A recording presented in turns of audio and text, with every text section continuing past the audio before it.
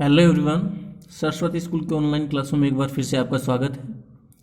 आज हम इस नए तरीके से हम जो अपनी क्लासें शुरू कर रहे हैं, इससे आपको नोट्स बनाने में भी आसानी होगी। आशा करता हूं कि आप सभी की समझ में आएगा। और जो पिछला वीडियो था उसमें प्रश्न पूछा गया था कि किस शासक के दौरान या किस शासक ने अपनी राजधानी मान्य खेत को बनाया था। तो उसका सही जवाब है अमोघ वर्ष। कौन सा है? अमोघ वर्ष। तो इसका सही जवाब आप याद रखना, अमोघ वर्ष। आज हम बात करने जा रहे हैं गुर्जर प्रतिहार वंश के बारे में। विस्तार से हम चर्चा करेंगे। तो आइए हम बात करते हैं। सबसे पहले गुर्जर प्रतिहार वंश, इसकी स्थापनाकर्ता कौन है? देखिए, सबसे पहले जो स्थापनाकर्ता है वह है नागभट्ट प्रथम। हम नागभट्ट भी कह सकते हैं, उसे नागभट्ट प्रथम के नाम से भी इसे पुकार सकते हैं। इसने क्या किया? इस वंश की स्थापना की। कब? 725 ईस्वी में। कब की? 725 ईस्वी में। लेकिन ये देखो, नागभट्ट कौन था? ये प्रारंभ में क्या था? एक क्या था? सामंत था। क्या था? एक सामंत था, यानी एक छोटा राजा था। ये बड़ा ही वीर था। इसने क्या किया? सिंध की ओर से होने वाले जो अरबी आक्रमण, यानी जो बाहरी आक्रमण थे, उनका डटकर इसने क्या किया? सामना किया। किसने? नागभट्ट प्रथम या फिर नागभट्ट ने। इसके बाद में जो अगला शासक बनता है वह बनता है वत्सराज। कौन बनता है? वत्सराज। ये पहला शासक था जिसने सम्राट की पदवी धारण की। ये मोस्ट क्वेश्चन आपके लिए हो सकता है कि गुर्जर प्रतिहार का कौन सा शासक था जिसने सबसे पहले सम्राट की पदवी धारण की, या किसी भी शासक के दौरान या कोई भी शासकों में सम्राट की पदवी धारण करने वाला पहला शासक कौन था?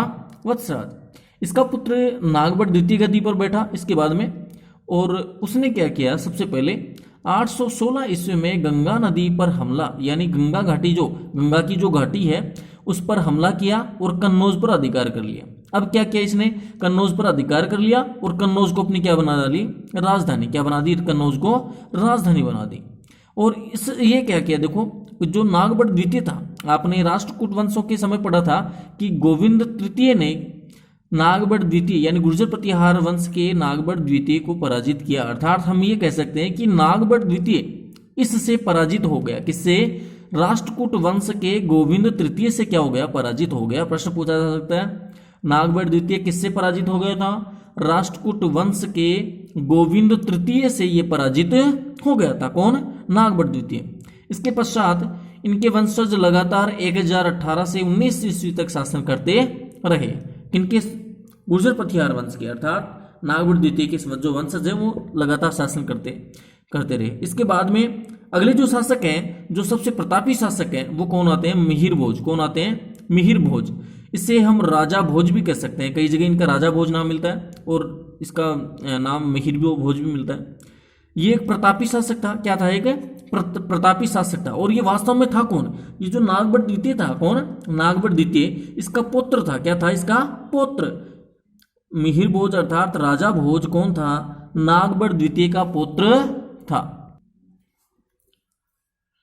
अब इसने मिहिर भोज सबसे पहले इसके शासन काल में एक अरबी यात्री यानी अरबी व्यापारी सुलेमान आया, जिसने क्या जिक्र किया था? आपको पता होगा कि नागभट्ट द्वितीय किससे हारा था? गोविंद तृतीय से। हमने राष्ट्रकूट वंश के समय पढ़ा था। वही अरबी जो सुलेमान था, अरबी व्यापारी सुलेमान था, किसके शासनकाल में आया?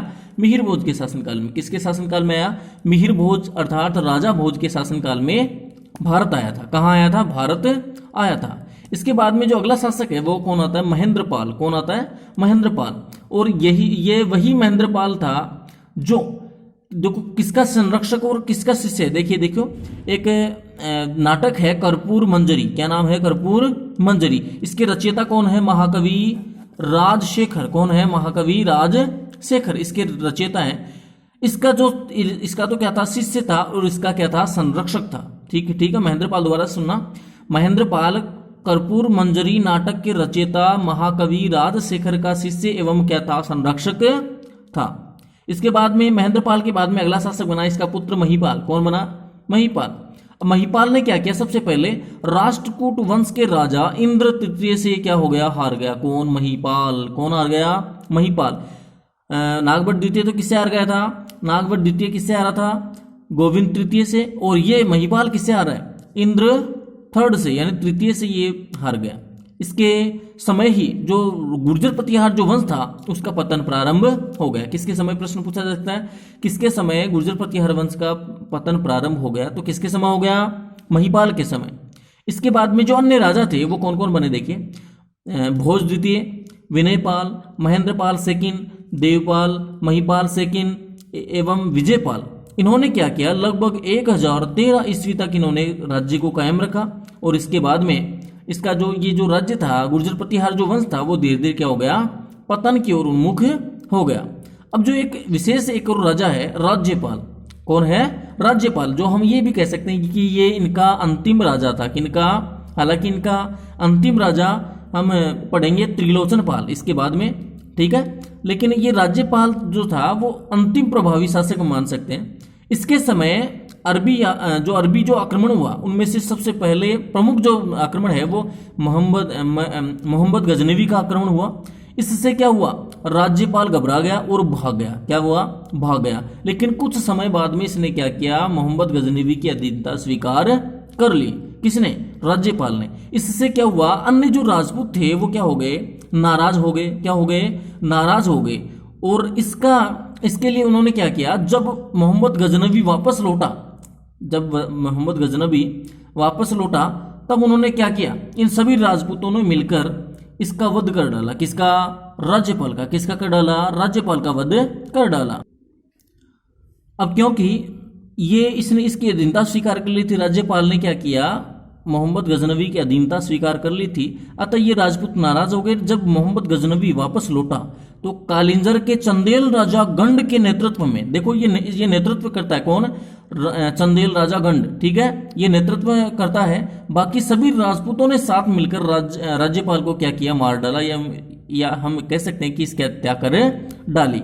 और इसके स्थान पर एक किसे, त्रिलोचन पाल को राजा बना दिया, या इनको त्रिलोचन पाल को गद्दी पर बैठा दिया। किन्होंने, कालिंजर के राजा गंड, ठीक है, चंदेल राजा गंड के नेतृत्व में राजपूतों ने इसे मार डाला और त्रिलोचन पाल को राजा बना दिया। अब ये 11वीं सदी तक, अब इसका देखो पतन कैसे होता है, पूर्ण रूप से पतन कैसे हो गया, 11वीं सदी के चतुर्थांश में, ठीक है, चौथे अंश में हम कह सकते हैं कि 11वीं सदी में गढ़वाल वंश और राठौड़ों का उदय हो गया और इसी से क्या होता है, प्रतिहार वंश का पतन प्रारंभ हो गया, या पूर्ण रूप से इसका क्या हो गया, पतन हो गया। फिर भी हम गुर्जर प्रतिहार वंश को किस लिए जाना जाता है, हम इसको क्योंकि उन्होंने प्रथम राजा, आपने देखा था कि नागभट्ट प्रथम ने और जो सिंध की ओर से होने वाले जो आक्रमण थे, अरबी आक्रमण, उनका डटकर मुकाबला किया था। तो हम कह सकते हैं कि गुर्जर प्रतिहार वंशजों ने क्या किया, अरबों से होने वाले जो आक्रमण थे उनका डटकर सामना किया। अतः ये हमारे लिए महत्वपूर्ण है। आज के लिए बस इतना ही। आज का जो हमारा मुख्य जो प्रश्न है वो क्या रहेगा, देखिए सबसे पहले जो हमारा प्रश्न है वो ये रहेगा कि गुर्जर प्रतिहार में ऐसा कौन सा राजा था जिसने सर्वप्रथम सम्राट की उपाधि धारण की थी, ठीक है, या हम कह सकते हैं कि सम्राट की पदवी धारण करने वाला सबसे प्रथम शासक कौन था, उसका नाम आप कमेंट बॉक्स में दीजिए। मिलते हैं एक और नए वीडियो के साथ, तब तक के लिए जय हिंद जय भारत। थोड़ा सा एक छोटी सी बात और याद रखिएगा, क्योंकि आपको पता है कि जो 10th में भी फिलहाल जो प्रोग्रेस में है उनकी जो एग्जाम्स हैं वो निश्चित हो गई है। इसके अलावा जो अन्य जो 9th से 10th में हुए हैं वो भी विशेष रूप से ध्यान रखें, क्योंकि इसका टेस्ट हमारे स्कूल की ओर से घोषित कर दिया गया है। अतः हमारी तरफ से भी पूरी कोशिश होगी कि इसका टेस्ट लिया जाए। तो आप प्रत्येक वीडियो को ध्यानपूर्वक देखें और उनको समझने का प्रयास करें। इसी के साथ जय हिंद जय भारत।